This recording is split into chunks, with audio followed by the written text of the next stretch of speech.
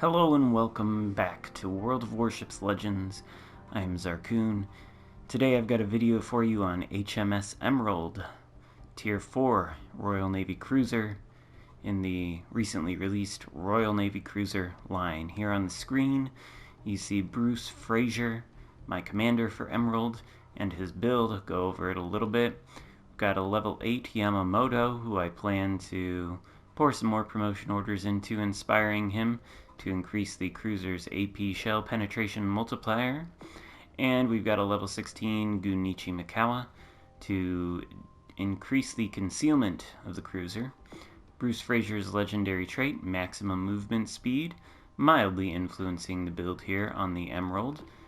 In the first slot, we've got Beyond Range to extend the range of the cruiser's main guns, as opposed to the penetration multiplier or the chance of fire being caused by HE shells, because of course the Emerald does not have HE shells.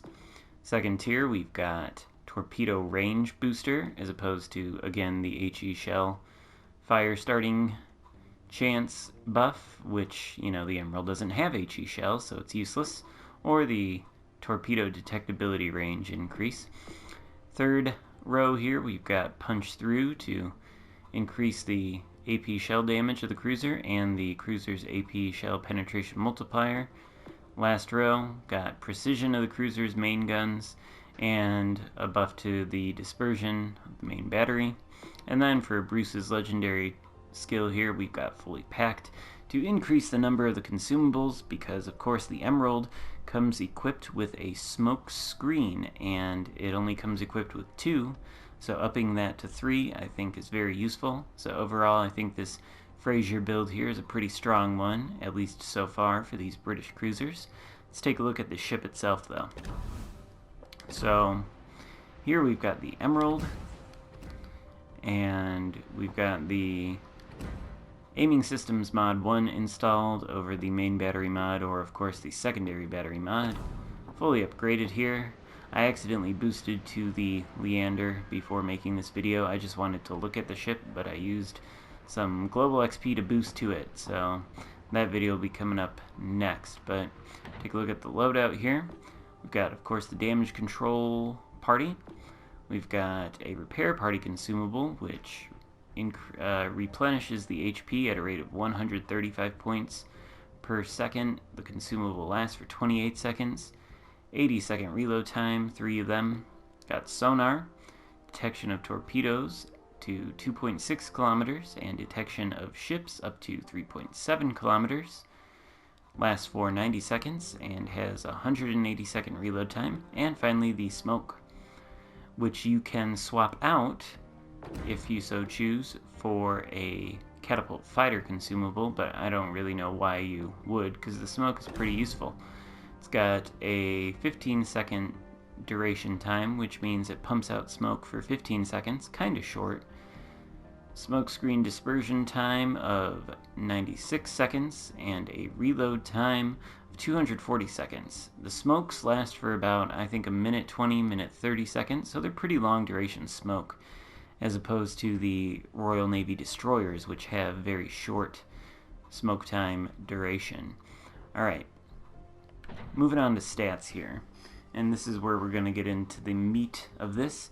Stats on survivability. So, the Emerald has 27,100 hit points, which is actually the second highest at the tier, behind the Furutaka, which has 30,700 hit points, so not too bad in that department. Artillery. It has 7 152mm guns, which is pretty standard for the tier, but of course smaller than the Furutaka's 203mm guns, which is rather unusual for the tier. The Emerald has a 7.5 second reload time on its main guns, which is one of the best reload times at the tier, edged out only by the Omaha by about only 0.5 seconds, half a second. 18-second 180-degree turn time on the turrets, which is tied with the Omaha for best at the tier.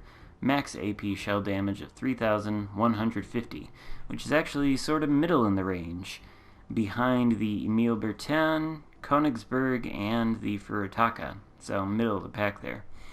Torpedoes. It has 16 533 millimeter torpedoes, 8 on each side of the ship. This gives it the most torpedoes out of any cruiser at Tier 4. Reload time of 106 seconds. So even though it has the most torpedoes of any Tier 4 cruiser, it also has the slowest reload time at the tier.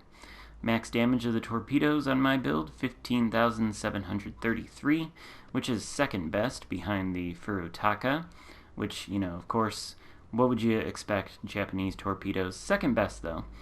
Torpedoes have a 1.2 kilometer detectability at sea, tied with the Emil for second best at the tier, and edged out by 1/10 of a kilometer by the Omaha. Torpedoes have a 6.3 kilometer range, which is middle of the pack, obviously surpassed by the 10 kilometer range torps on the Furutaka, and the 7.5 kilometer range torps on the Emil. The torps have 59 knot speed, which is slower than the Königsberg, the Emil, and tied with the Furutaka, actually, which is, sort of mid-level at the tier. Maneuverability. Maximum speed of 33.6 knots, which is actually the slowest at the tier, although not by much compared to the Omaha and the Furutaka, which edge it out a little bit. I think they have a max speed of 34 knots, so it's not that much slower. Turning circle radius, 670 meters.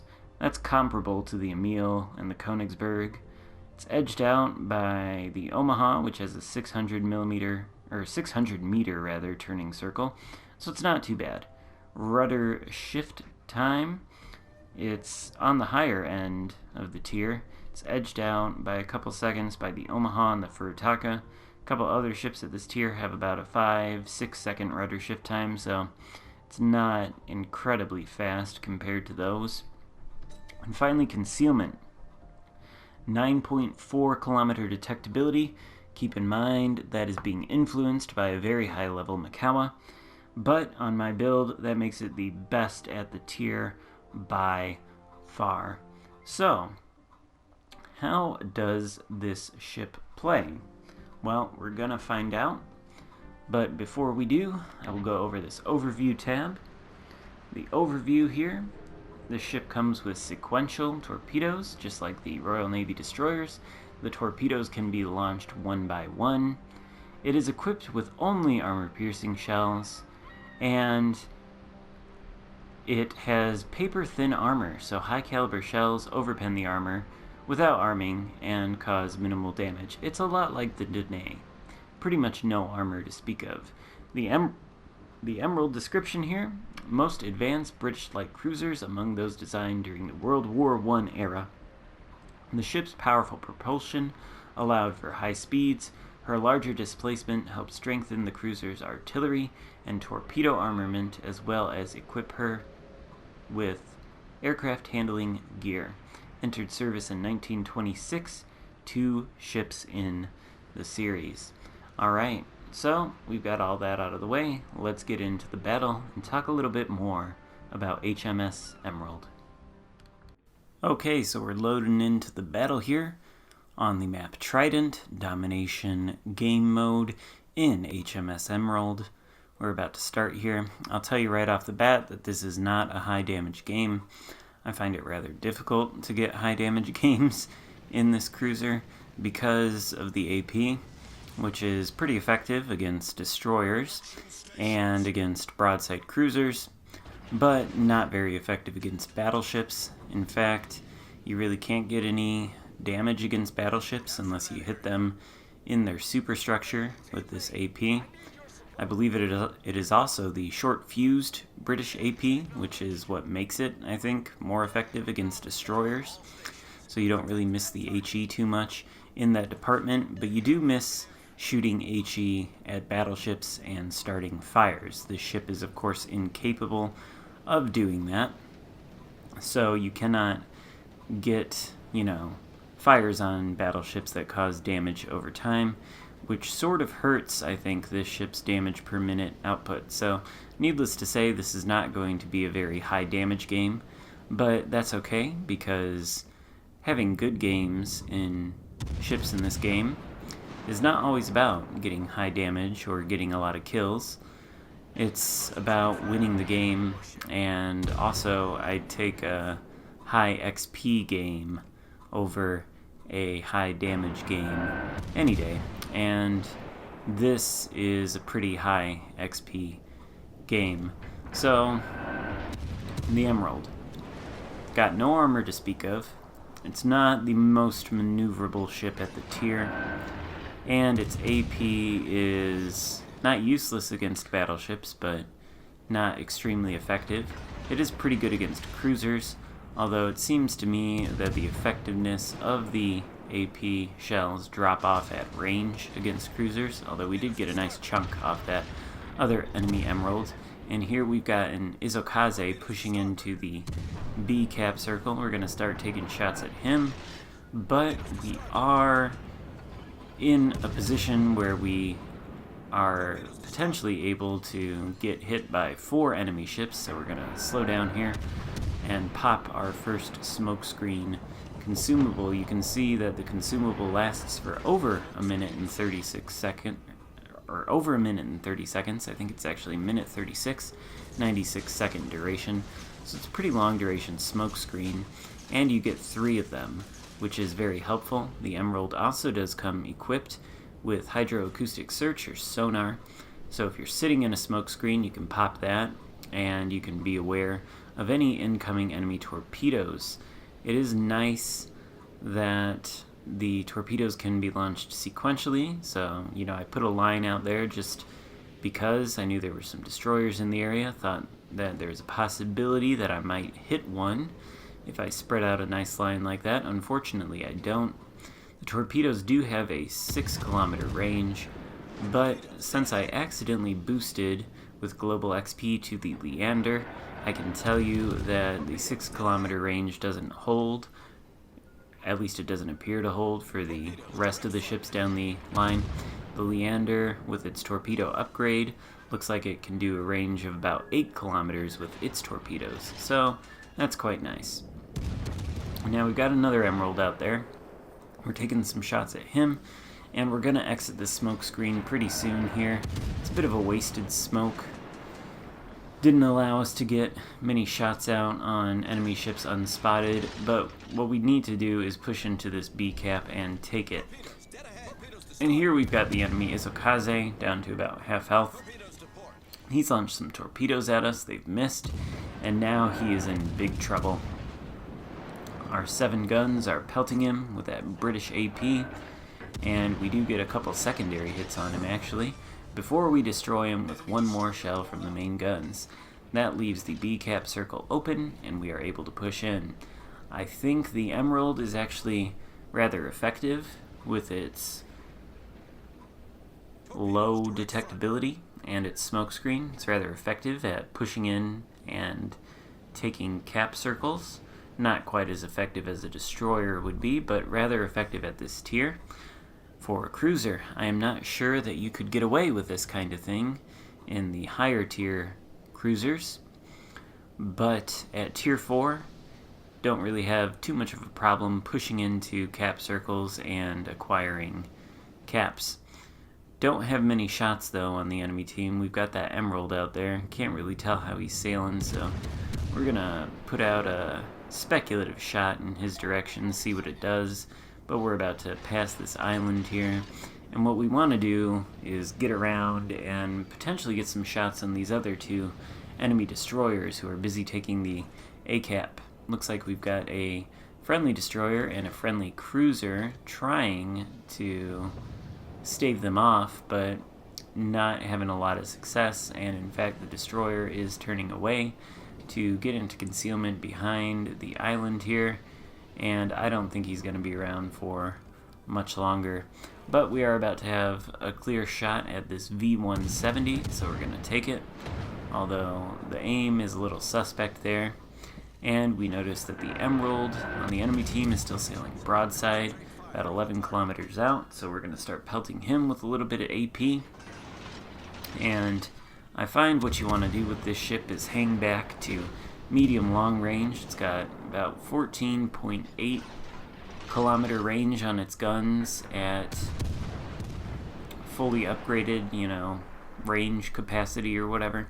So it's not got very long range, but the detectability gives you a nice buffer between the range of the main guns and the detectability of the cruiser, so you can often get the first shot off before anybody else sees you. So that's quite nice. And if you get into a sticky situation, you've got a smoke generator that you can pop, and you've got that nice hydroacoustic search that can help you avoid torpedoes when you are sitting inside the smoke screen unloading AP volleys at your enemies. So that is kind of nice. And of course the heal. It's not a very huge monster heal or anything in the way that the Nelson's heal is, but from what I understand, moving down the tier here, you're going to get better heals as you move down. So that's kind of nice. Now we are in a position here where we are able to take shots at this Emerald, and if we could focus him, we might be able to take him out, but we really can't because we've got a destroyer over there, only a couple kilometers away, who is smoked up. Undoubtedly, he is going to launch torpedoes into my smoke screen, so I do pop the hydroacoustic search, and I am lining up to launch torpedoes into his smoke screen, because if there's one thing we know about smoke screens, they are torpedo magnets. And luckily, with these British cruisers and their ability to stack torpedoes and single fire them, you are able to create your own torpedo spread, which is nice. So that spread is pretty much going to cover that entire smoke screen. If that destroyer is not prepared, it is going to be killed. Now we've got a V-170 approaching us, and as soon as we fire at him, we're going to be detected. So I'm moving out of the smoke screen here. I was expecting him to launch torpedoes, and I didn't want to be in the way of their path when he did. So now I am out of the smoke screen and exposed to the other enemy Emeralds. Luckily, one of my torpedoes does hit the enemy destroyer hiding in the smoke screen, and I am not going to take any torpedo hits in return from the now deceased destroyer or the still living one, which has just appeared again. Very low health. One more shot should do it, and in fact we finish him off, leaving only the two Emeralds and giving us 3 kills and 42,000 damage done so far. 2 ships left on both teams. I am one of those ships. Luckily I have a battleship supporting me, and what we're going to do is try and kill this Emerald right here. He is coming towards us. We've got torpedoes on the other side of the ship, and we're going to launch them. Unfortunately, I was thinking this guy was going to turn in towards me, so I launched them behind the indicator. But this being tier 4, he's not thinking that far ahead, so he's in fact going to sail in a straight line. And I should have launched the torps down the line of the indicator, but I still have a couple torps left, and now that I realize he is content to sail in a straight line, I am going to launch them. Unfortunately, I am at not a great angle, and with this shot he finishes me off, leaving only the battleship to take out both of the Emeralds. So we're going to watch that happen, see if this battleship can do it, and I'm going to talk to you about my thoughts on the Emerald. I think it's an okay ship. I feel like I remember from watching some Jingles videos on World of Warships that the Emerald is widely regarded as one of the worst ships in the line of British cruisers. I think it's quite a bit like the Danae in terms of armor, although I think it does hit harder than the Danae with its shells, and it is more effective than the Danae because of the smoke screen that it has. It's also, I believe, got many more torpedoes than the Danae has, so it's a little bit of an upgrade from the Danae, but that's not saying much.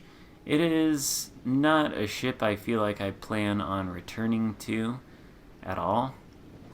It is, I suppose it is a bit of a turd at the tier, but according to what I read on the World of Warships wiki, it is, widely considered to be not the best at the tier, but the wiki does say that the grind to the Leander makes it worth it, because apparently the Leander is quite a good little cruiser, so I'm excited to find out about that. Emerald is okay. I'd say it's fairly mediocre at the tier. There are other ships that I would choose in a ranked battle to take out if they're another ranked tier 4 season, and I would definitely value the Königsberg or the Omaha way over the Emerald. I don't think it's that great of a ship, but you can have pretty good games in it, even though that wasn't high damage. We did get quite a bit of XP, so, you know, there's my look at the Emerald. It's not going to be your favorite ship, but I guess the Leander is probably going to be worth it. So, thanks. If you liked the video, give it a thumbs up, and consider subscribing to my channel. Got a lot of World of Warships Legends content coming all the time. Thanks. Bye.